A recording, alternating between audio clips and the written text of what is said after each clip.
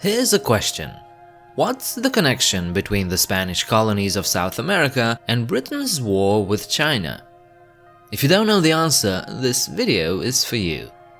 Hi, my name is Sebastian and you're watching 7 Facts. In the mid-15th century, the Spanish New World was radically changed by one resource. No, it wasn't gold, it was silver. The discovery of silver in South America led to an influx of wealth into Spain's treasury, transforming it into a great power. But it also made silver a global currency. Prior to this, Europe's silver reserves were very low.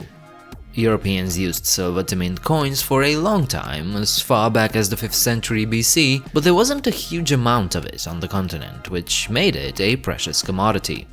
Ironically, the South American civilizations, despite having large amounts of the stuff, didn't use silver as a currency. The metal was mostly used to forge jewelry. Of course, once Europeans arrived on the scene, their lives changed forever. And despite what you might think, the rapid colonization of the Americas wasn't driven by a need to expand territory, at least not at first. The reason was a lot simpler than that: money.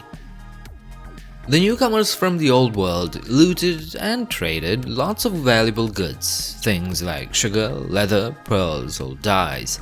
But the real money was obviously in America's precious metals. The conquistadors and early colonists came here not to seize the land for the sake of having more land, they came here in search of gold and silver. At first, gathering the stuff was easy enough.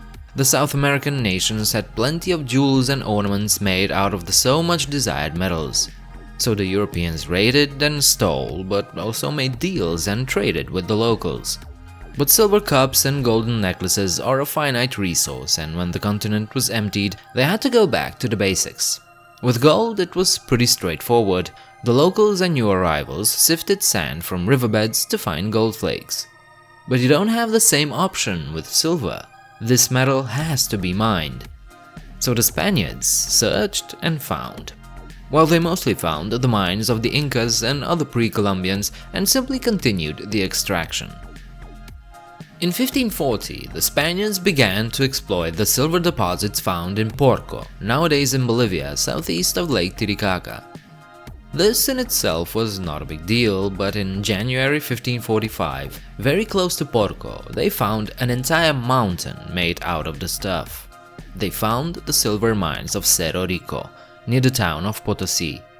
This was the largest silver concentration ever found, and it changed everything. Potosí quickly turned from a village into a large city, becoming one of the largest in fact in the Western Hemisphere. The mines of Cerro Rico became the main supplier of silver for the Spanish Empire. In 1560, a new, more productive method of refinement was discovered, one that enabled silver extraction even from low-yield, low-quality rocks. For this method, mercury was used, which in turn was imported from Spain in leather bags. So the mines created a need for meat, leather, candles for the mines, mules for transportation. You get the picture. An entire industry was born in Potosí, and pretty soon more workforce was needed for the hardest of jobs, so the slave trade began to flourish. In the meantime, the viceroyalties of Peru and New Spain became rich, very rich, which of course meant that they wanted more silver and more gold. This had a grim consequence in Potosí. Cerro Rico, or Rich Mountain in Spanish, earned itself a nickname: the mountain that eats men. It is estimated that in the 5 centuries of continuous exploitation, yes, the mines are still open, a total of 8 million people died, most in the colonial era. But these deaths didn't really matter in the royal courts of Europe. There was way too much money at stake. Between the 16th and 17th centuries, 1,660 tons of silver arrived in the port of Seville, Spain. To understand the impact, know that this meant the tripling of silver reserves in Europe. Mind you, we're only talking about silver and gold, not to mention the countless other luxury goods that were brought over, so there was no way the lives of the locals could have mattered. To transport these riches, entire fleets were assembled and became very efficient. From Nombre de Dios in Panama to Seville, it only took 2 months for the goods to arrive. The system was so efficient that these convoys were lost only 2 times in history, once in 1628 to the Dutch and once in 1657 to the British. Individual galleons, though, were often the target of pirates, and despite the fact that they were filled with gold, silver and other riches, losing them barely had any impact on the Spanish economy. A fair share of this treasure was the king's. The Quinto Real, or the King's Fifth, was a 20% tax on these precious metals. That made the Spanish king one of the most powerful people in history. Take Philip II, for instance. Throughout his reign, he was King of Spain, King of Portugal, King of Naples and Sicily, England and Ireland, Duke of Milan, Lord of the Netherlands. Need I continue?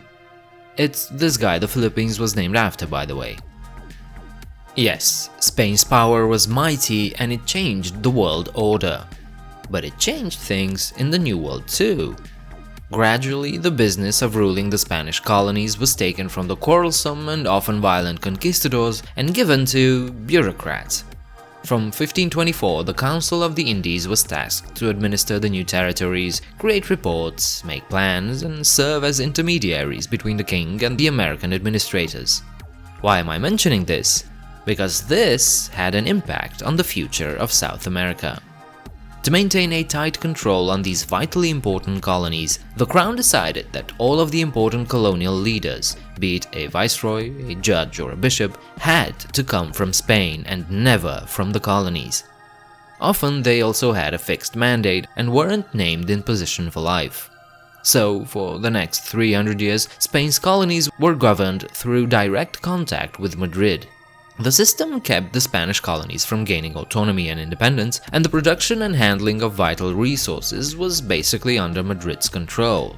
But, as you can imagine, this system didn't favor the colonists, and it would eventually be the direct cause of revolts, wars, and the independence of all of Spain's American colonies. At the same time, Spain's silver didn't stay in Spain. It reached the royal mints of Europe, the bankers of Genoa, Venice and Bavaria, and the newly established stock markets of Anvers or Bruges. It then went on to the Middle East, to Persia, to India and China, where silver was the only commodity they accepted for their spices, porcelain or silk. And to get that silver back to Europe, a new commodity was created for China: opium.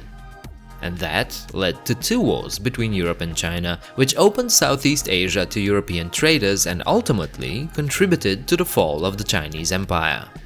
So you see, the Spanish silver became a global currency that quite literally changed the entire world order.